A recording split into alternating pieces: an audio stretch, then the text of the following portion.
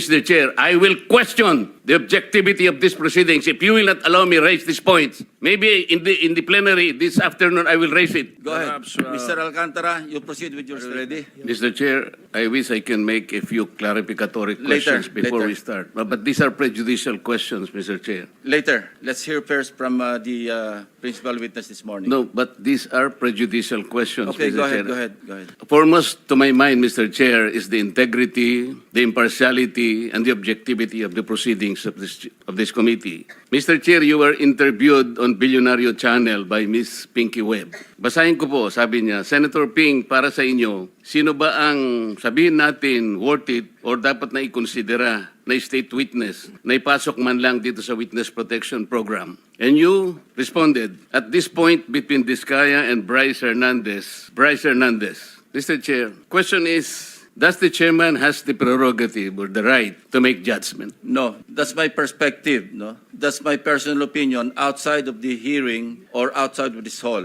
So don't question my opinion. That I is am my not questioning opinion. your opinion, Mr. Chair, but you are the Let's not chairman quarrel of this here. committee. Anyway, let's proceed with the You are not testimony of interested in the prejudicial question that I am going to raise, Mr. Chair? Go ahead, you raise your Kaya nga sinasabi ko sa inyo You're an questioning my investigator, opinion. we are Away investigating. kagad tayo rito. Mr. Chair, we are still in the Hearing is suspended. investigating. Session is resumed. Mr. Alcantara, you proceed. Thanks, Mr. Chair. Mr. Alcantara, you proceed.